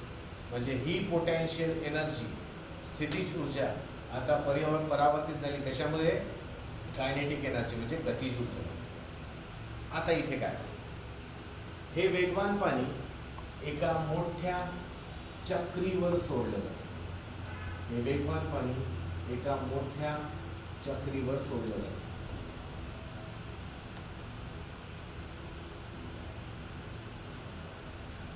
हे चक्री म्हणजे तुम्हाला आठवत असेल, लहानपणी आपण एक गाडी राहायची, त्याच्यावर एक कागदाची चक्री राहायची, ती आपण घेऊन धावायचो तर ती जोरात फिरायची. अशी चक्री अशी तुम्ही खेळणं पाहिलं असेल. चक्री तशीच आहे, पण आकार प्रचंड मोठा असतो. ओके, हे जे नोझलमधलं वेगवान पाणी आहे, हे वेगवान पाणी आपण या चक्रीवर, चक्रीच्या पात्यांवर पाडतो आणि या चक्रीला म्हणतात टर्बाईन. या चक्रीला काय म्हणतो आपण? टर्बाईन.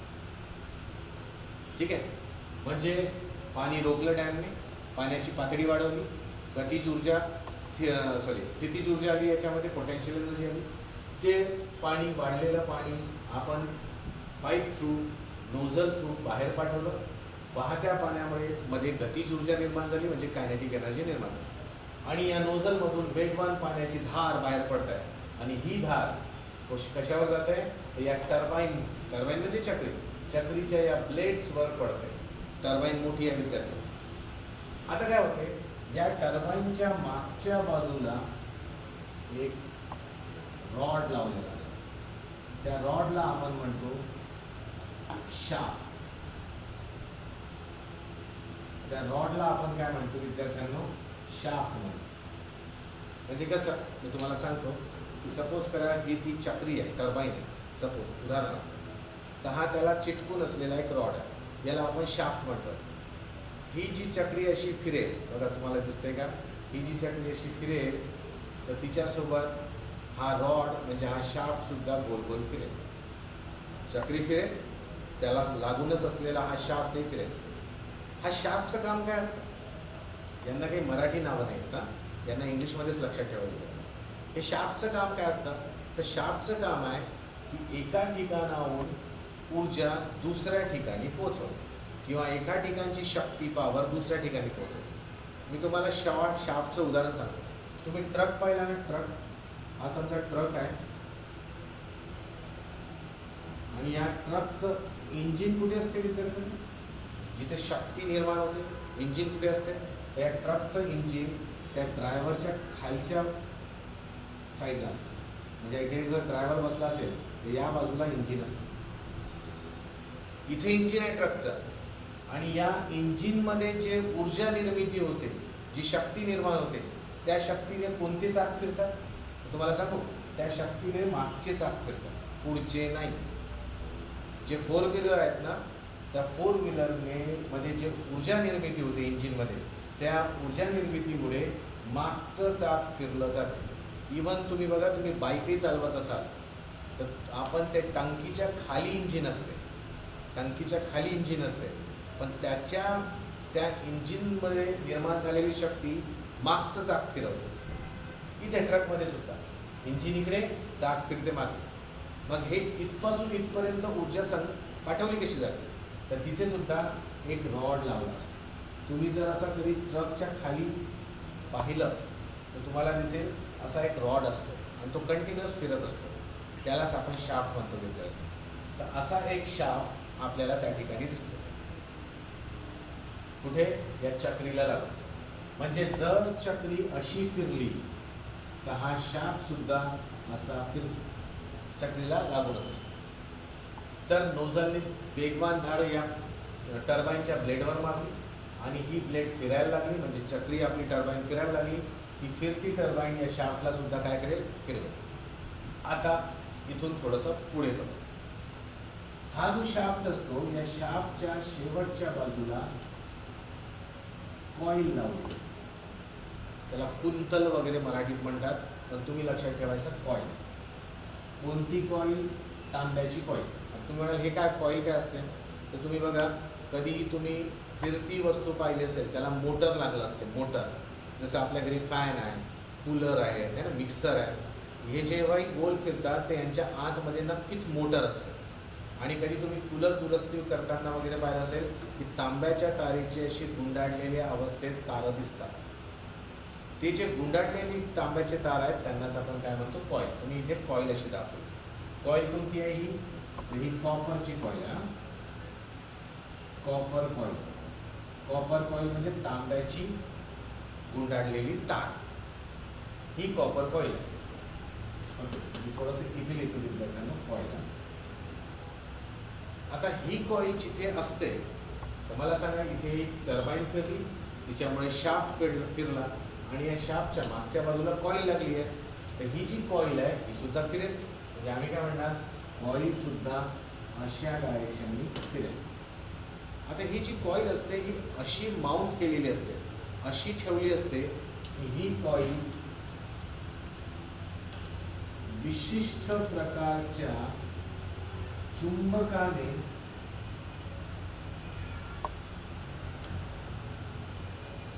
विशिष्ट प्रकारच्या चुंबक म्हणजे मॅग्नेटमध्ये ही कॉईल काय असते, माउंट केलेली असते, म्हणजे ती लावलेली असते एका विशिष्ट प्रकारच्या चुंबकाने. चुंबक म्हटलं तर उत्तर ध्रुव दक्षिण ध्रुव येतो.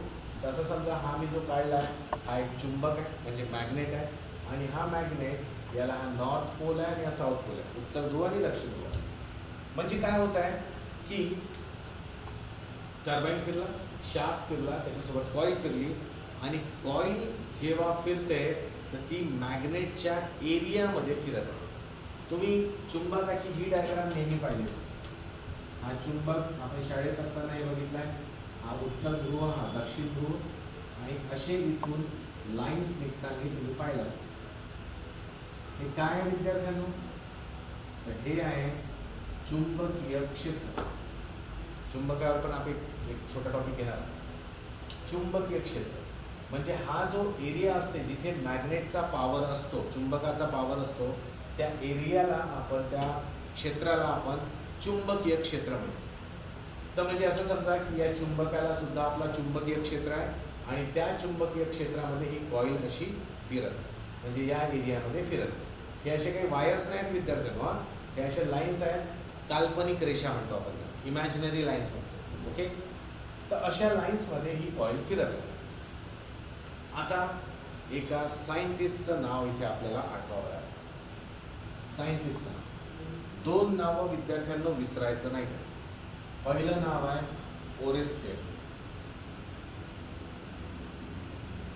ओरेस्टेडनी हा शोध लावला, ओरेस्टेडनी काय की आपण विद्युत धारेने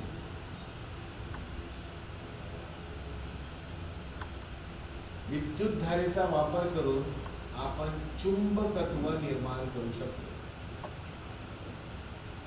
विद्युत धारेचा वापर करून आपण चुंबकत्व निर्माण करू शकतो. हा शोध कोणी लावला? ओरेस्टेडने लावला. म्हणजे विद्युत धारेचा उपयोग करा, चुंबकत्व निर्माण करू.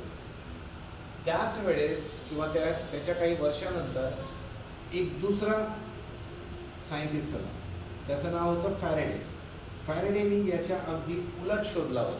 त्याने काय शोध लावला की चुंबकत्वाचा वापर करून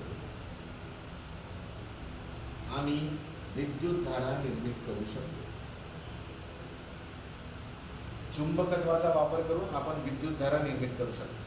म्हणजे ओरेस्टेडने म्हटलं इलेक्ट्रिक करंटचा वापर करून मॅग्नेटिझम आणू शकतो. तर फॅरेडे म्हणतो मॅग्नेटिझमचा वापर करून आपण विद्युत धारा निर्मित करू शकतो. आता इथे बघा, हा हेच काम करतो.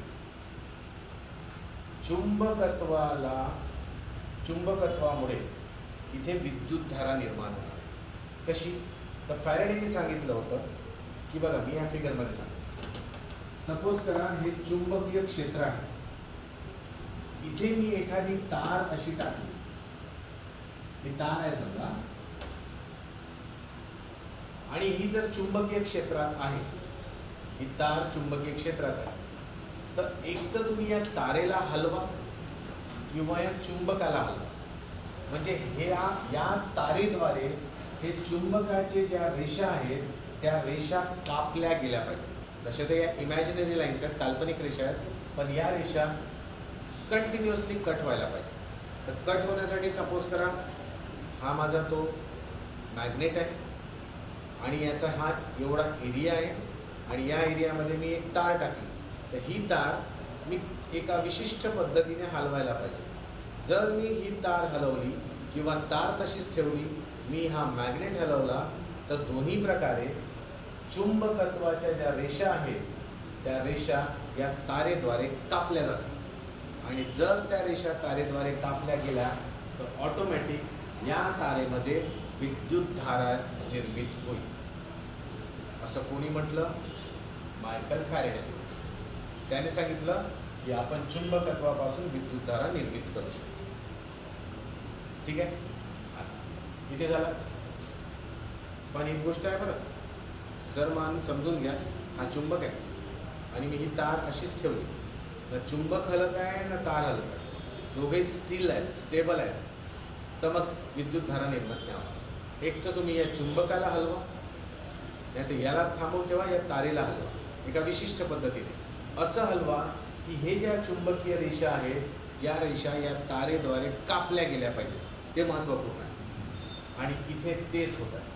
इथे बघा, ही आपली तार आहे जी सांगतोय कॉईल, आणि या चुंबकाच्या ज्या काल्पनिक रेषा असतील तर ही कॉईल कंटिन्युअस फिरत असल्यामुळे काय होईल की या कॉईलद्वारे चुंबकीय क्षेत्राच्या काल्पनिक रेषा कापल्या जातील आणि या कॉईलमध्ये विद्युतधारेची काय होईल? निर्मिती होईल. आणि मग ही निर्माण झालेली विद्युतधारा आपल्याला माहिती असेल, असे तुम्ही टावर्स पाहिले असतील है ना, टावर्स नाही का, मग ते अशा विद्युतधारेच्या रेषा अशा टावर मार्फत एका ठिकाणाहून दुसऱ्या ठिकाणी पोहोचवले जातात. तर ही एक सगळ्यात सोपी पद्धत आहे की ज्याद्वारे आपण विद्युतधारेची निर्मिती करू शकतो, इलेक्ट्रिक करंटची निर्मिती करू शकतो. तर मला माहिती आहे तुम्हाला डाऊट्स आले असतील, तर ह्या डायग्रामबद्दल काही डाऊट्स असतील तर प्लीज विचारा. या डायग्रामबद्दल काही डाऊट असतील तर प्लीज विचारा, मी मग त्याला पुन्हा सांगतो. तुम्ही आपले टेक्स्ट मेसेज पाठवू शकता विद्यार्थ्यांना.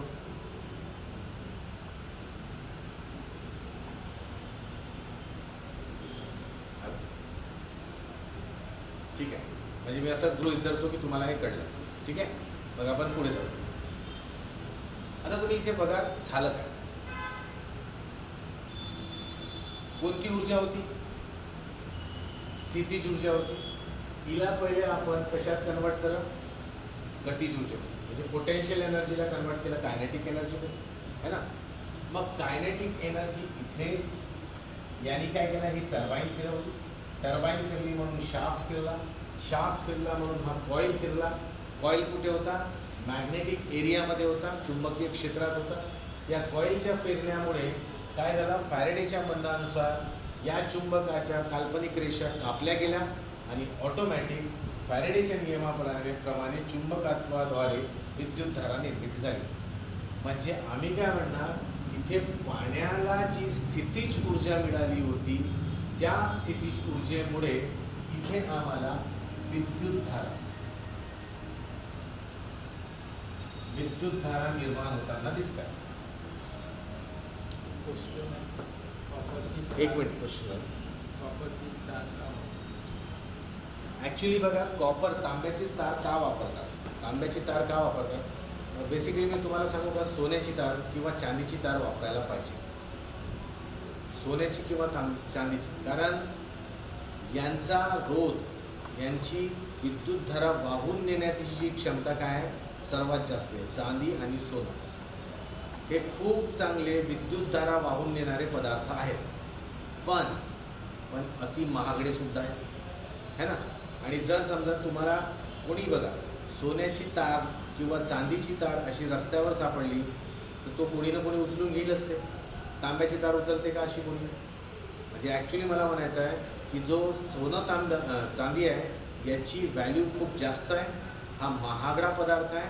म्हणून आपण काय केलं की यांच्यापेक्षा कमी पण व्यवस्थित असलेला तांबा सिलेक्ट केला. तांबासुद्धा काय करतो? विद्युतधाराचे वहन आरामात करून देतो. त्यामुळे विद्यार्थ्यांना आपण तांबा सिलेक्ट केला. आपण अन्य कुठलाही पदार्थ निवडू शकतो, फक्त त्याची वाहन क्षमता चांगली असावी आणि तो स्वस्तसुद्धा असावा, सोन्या चांदीसारखं महाग असावा. ओके, नाही, तिला आपण थेट नाही वापरू शकत, कारण ते प्रॉब्लेम काय आहे की हे खूप हाय व्होल्टेजमध्ये निर्माण केली जाते. हाय व्होल्टेज म्हणजे 40,000 50,000 व्होल्ट असं त्याच्या वरच्या लेवलवर पोटेन्शियल डिफरन्स म्हणजे विद्युत विभव ठेवला जातो. आता ह्या टर्म्स तुम्हाला कळतील नाही आहे ना. आपल्या घरी कसं 240 250चा व्होल्टचा पॉवर येतो आहे ना, इलेक्ट्रिसिटी येते. आणि इथे निर्माण केली जाते किती? इथे निर्माण केली जाते 50,000 व्होल्ट किंवा त्याच्या पलीकडे.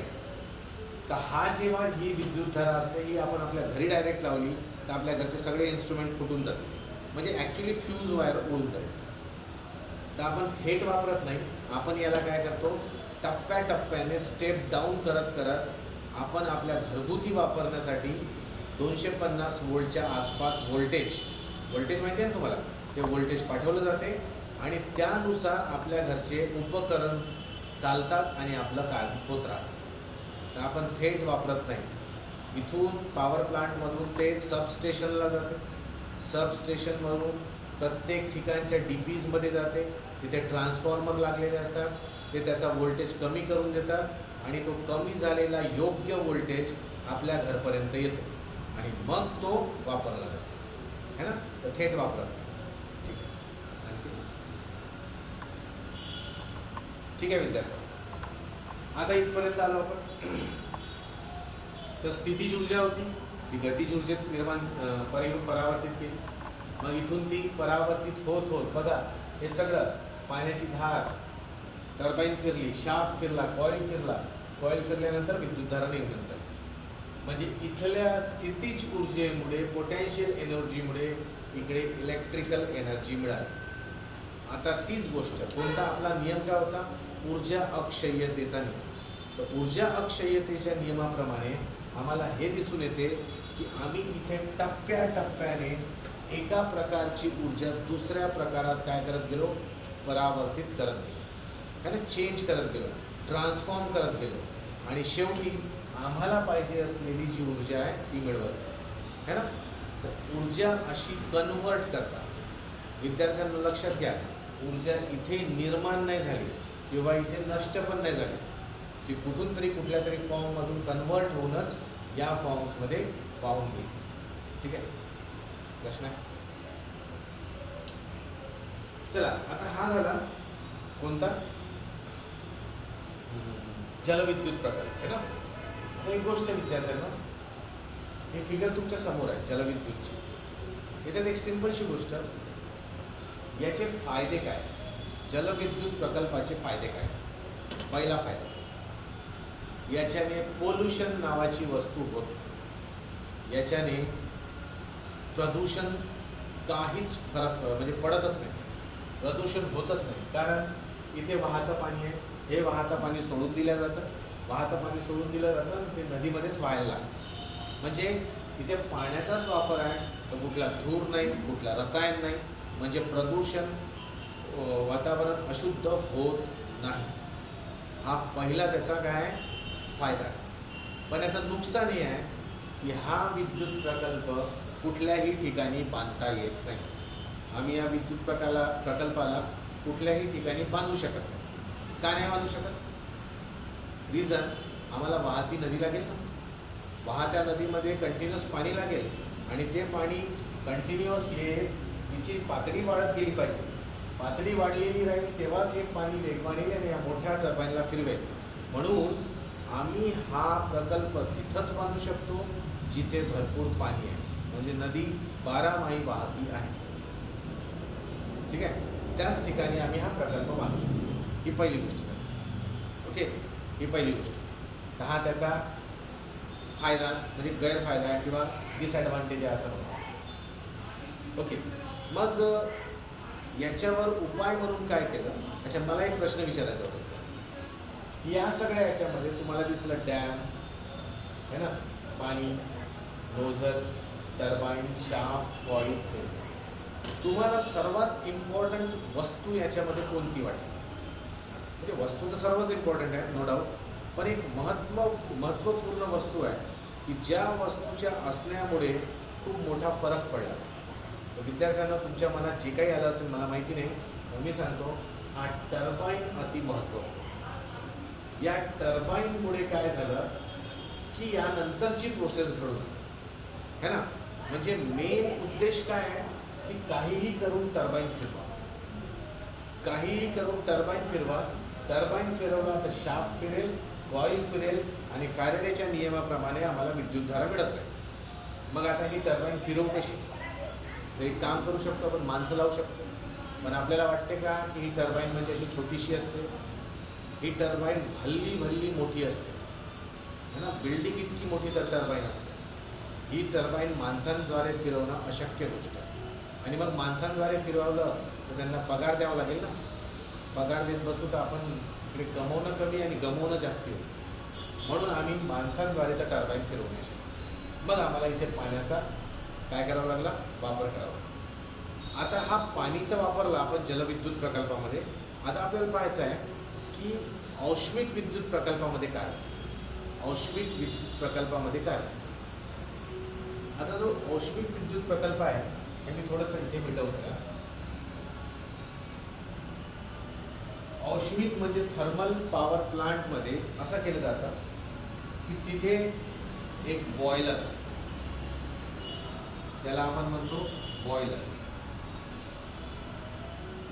हा जो बॉयलर आहे या बॉयलरमध्ये बॉयलरचं कामच काय आहे तर पाण्याला बॉईल करून देतो, पाण्याला बॉईल करून देतो. तर हा जो बॉयलर असते इथे लिहितो, याला प्रचंड प्रमाणात हीट दिली जाते, म्हणजे उष्णता दिली जाते. कशी उष्णता दिली जाते तर इथे कोळशाचा वापर होतो,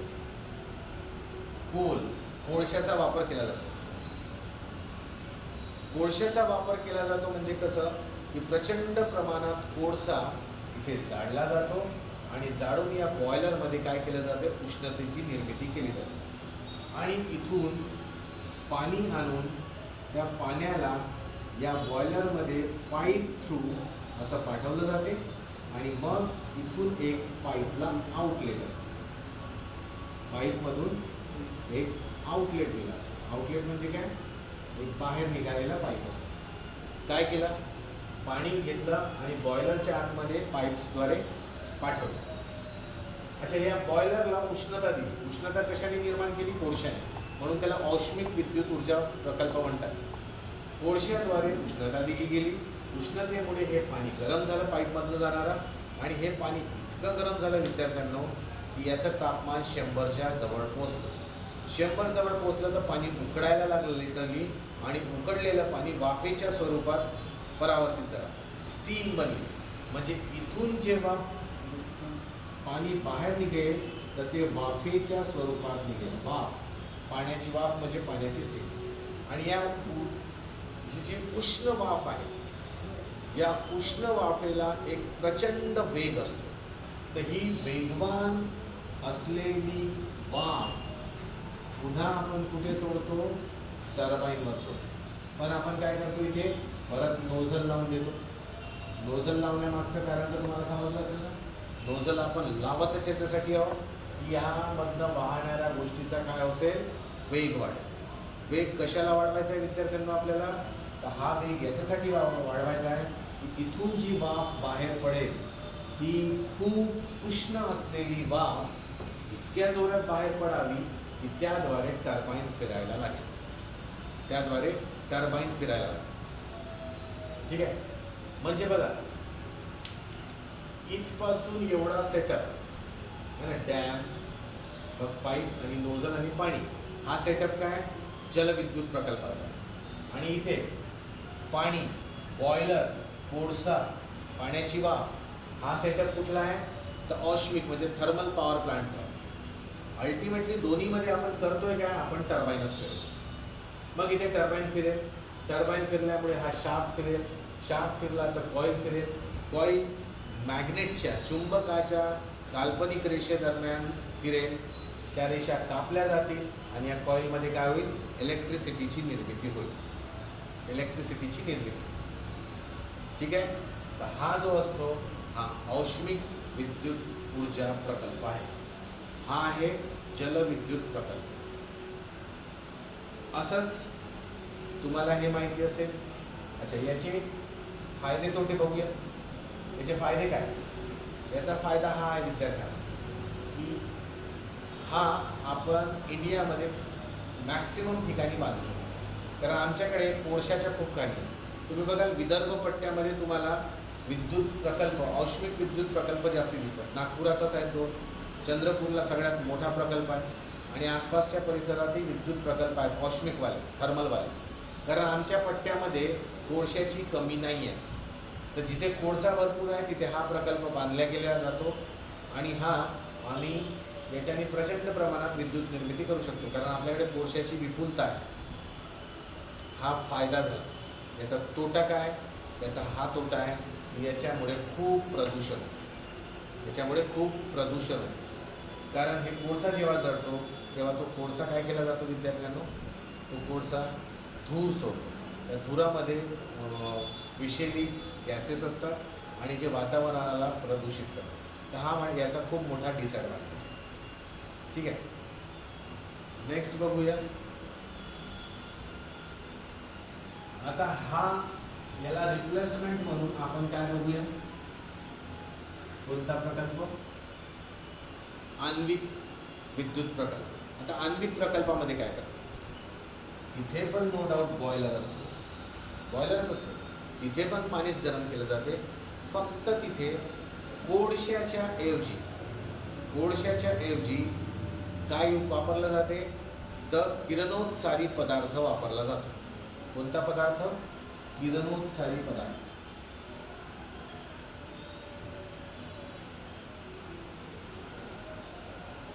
किरणोत्सारी पदार्थ म्हणजे स्पेशली कोणते? तर ते स्पेशली आहेत युरेनियम, पोलोनियम, रेडियम असे पदार्थ. हे पदार्थ स्वतःमध्ये खूप अनस्टेबल आहे, अस्थिर आहे. जसं मी युरेनियमचं उदाहरण सांगतो. हा युरेनियम काय करतो? हा अस्थिर आहे. याची अस्थिरता काय आहे हे आपण रसायनशास्त्रामध्ये पाहू. या युरेनियमच्या अणूवर जेव्हा आपण एक न्यूट्रॉन बंबार्ड करतो, न्यूट्रॉन फेकून मारतो, तेव्हा या युरेनियमचे 2 तुकडे होतात. कोणते? रेडियम आणि पोलोनियम. रेडियम आणि पोलोनियम असे 2 तुकडे होतात. परत 3 न्यूट्रॉन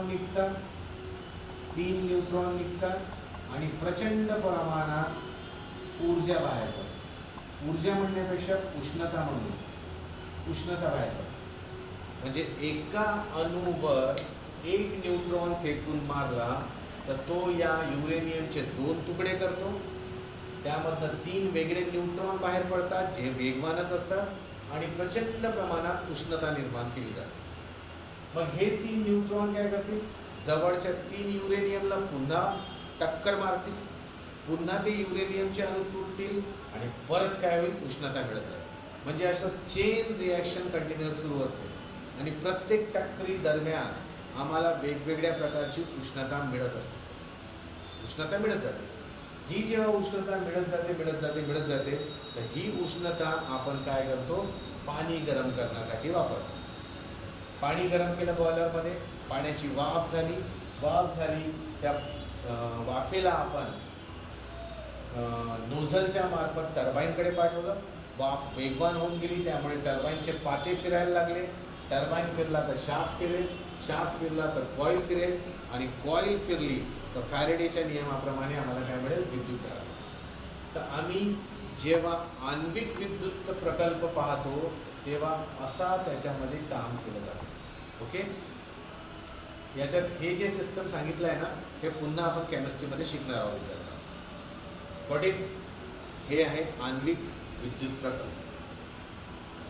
अल्टिमेटली काय दिसलं तुम्हाला? की तुम्ही काही घ्या, जलविद्युत घ्या, औष्णिक घ्या किंवा आण्विक घ्या, है ना. हायड्रो इलेक्ट्रिक पॉवर प्लांट घ्या, थर्मल पॉवर प्लांट घ्या किंवा न्यूक्लिअर पॉवर प्लांट घ्या. आम्हाला अल्टिमेटली फिरवायचं टर्बाईनच. टर्बाईन फिरली की तिकडे विद्युतधारा निर्मित झालीच. असंच आपण एक आणखी करतो. वेळ आहे विद्यार्थ्यांना. एक लास्ट सांगू द्या पवन ऊर्जेचं, आणि त्याच्यानंतर आपण क्वेश्चन आन्सर्स बघू. पवन ऊर्जा प्रकल्प जिथे बांधतो ना आपण, तर नक्कीच तिथे काय असते, एक मोठी पवनचक्की बांधावी.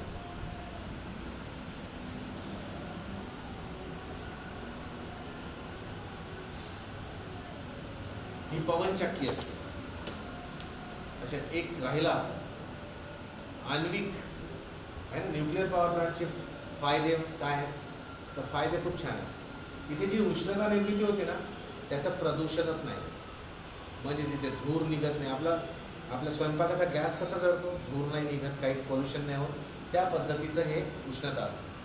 कोळशामध्ये जर धूर निघतो ना, तसं यामध्ये निघत नाही. तर हा एक ॲडव्हान्टेज आहे. म्हणजे इथे पोल्युशन फ्री आहे.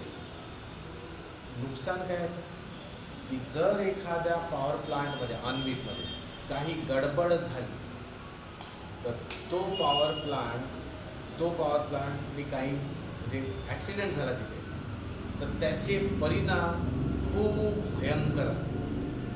स्फोटच झाला, जसं आता मागे तुम्ही बघितलं होतं, त्सुनामी आली होती, तर जपानमध्ये फुकुशिमामध्ये असा एक पॉवर प्लांट होता, फुकुशिमा नावाच्या शहरात.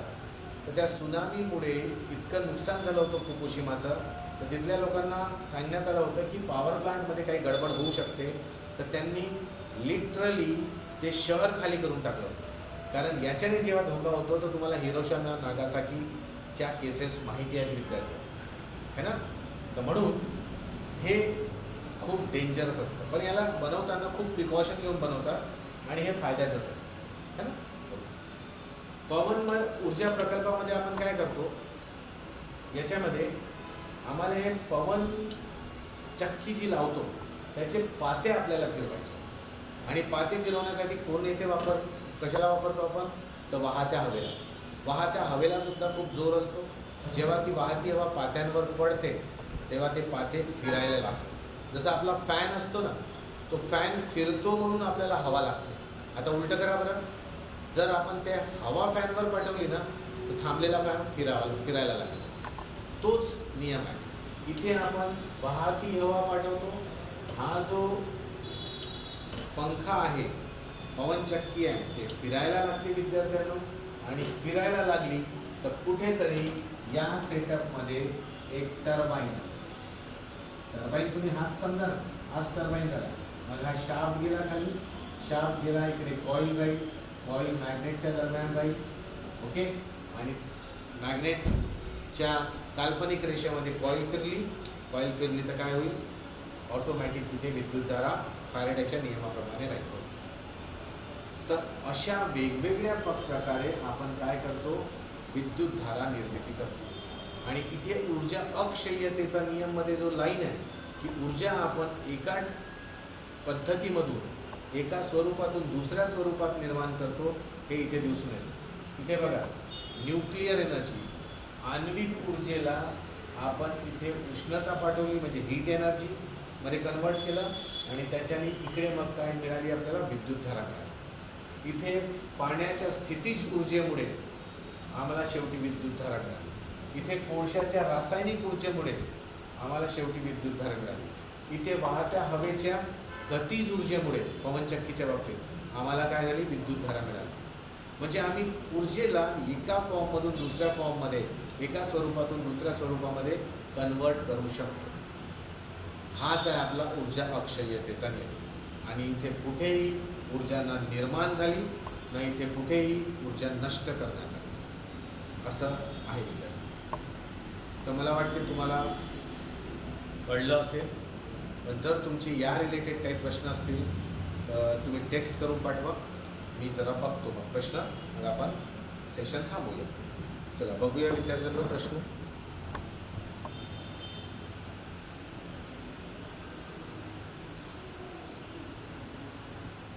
हां, एक कोमलचा आला, फ्युजन आणि फिशनमध्ये डिफरन्स सांगा सर. हो बिलकुल बिलकुल. हो, फ्युजन आणि फिशनमध्ये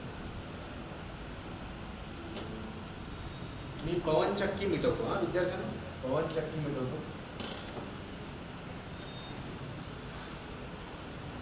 बघा, फिशनचा अर्थ होते तुकडे होणे. एकाचे दोन, दोघाचे चार, असे नाही का. हा जसा एक आहे, हा तुटला म्हणजे फिशन झालं, हा ना. फिशन इथे दिसून येते. युरेनियम, रेडियम आणि पोलोनियममध्ये ब्रेकअप झाला.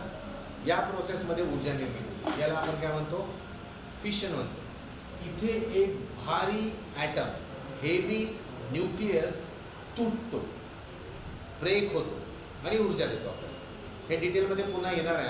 हे तुम्ही हा किरणोत्सारी पदार्थ जिथे शिकू तिथे मी डिटेलमध्ये सांगणार. आता मी एक जनरल व्ह्यू सांगतो. भारी हेवी न्यूक्लियाय आम्ही डिसइंटिग्रेट करतो, तोडतो त्याला, म्हणजे फिशन करतो. आणि या तोडण्यामध्ये प्रचंड प्रमाणात उष्णता बाहेर. पण दुसरी एक याच्यात अगदी उलट प्रोसेस आहे, तिला आपण फ्युजन म्हणतो. फ्युजनमध्ये काय होते विद्यार्थ्यांनो, की दोन हलके ॲटम्स एकत्र येतात आणि ते असे इतक्या दबावामध्ये एक बनवतात. म्हणजे तुम्हाला सूर्यावर जी रिॲक्शन होते, रिॲक्शन नाही का, एक हायड्रोजन ॲटम दुसऱ्या हायड्रोजन ॲटमसोबत प्रचंड दबावामध्ये इतका मिसळून जातो, असा क्रश होऊन जातो एकमेकांमध्ये, आणि हे दोन मिळून काय बनतात? हिलियम ॲटम बनतात. दोन हायड्रोजन प्रचंड तापमान आणि प्रचंड दबावामध्ये एकत्र मिसळून जातात आणि त्यांपासून काय बनतो? एक हिलियमचा ॲटम बनतो. या प्रोसेसला आपण काय म्हणतो? फ्युजन. ही प्रोसेस खूप छान आहे, खूप सोपी आहे ना. आपण पृथ्वीवर करू शकतो का ही प्रोसेस? आपल्या पृथ्वीवर हायड्रोजन आहे का? आपल्या पृथ्वीवर भरपूर हायड्रोजन आहे. नाही मिळालं ना तर पाण्यामध्ये इतकं हायड्रोजन आहे विद्यार्थ्यांनो, की आपण पाण्यामधून H2O आहे ना पाणी, पाण्यातून आपण हायड्रोजन वेगळे करू शकतो. हे करू शकतो, पण प्रॉब्लेम काय आहे? ही प्रक्रिया घडवत असताना आपल्याला प्रचंड प्रमाणात प्रेशर म्हणजे दाब आणि प्रचंड प्रमाणात उष्णता लागते. म्हणजे कमीत कमी 1,00,000 डिग्री सेल्सिअस टेम्परेचर जोपर्यंत मिळत नाही तोपर्यंत ही प्रक्रिया होते. ही प्रक्रिया आपल्याला सूर्य किंवा ताऱ्यांच्या आतमध्ये होताना दिसते. मी तुम्हाला उद्या स्टार्टिंगच्या याच्यामध्ये हे तुम्हाला सांगणार, किंवा मग आपण या चॅप्टरमध्ये सांगेन की ती प्रक्रिया होते कशी. ओके, तर ही रिॲक्शन म्हणजे काय झालं? सम्मिलन झालं, फ्युजन झालं. आणि ही काय? ही आहे ब्रेकिंग, म्हणजे हे फिशन. त्यांच्यामध्ये फरक. इथे भारी न्यूक्लियस असतं, इथे हलके न्यूक्लियस एकत्र येतात. ठीक आहे.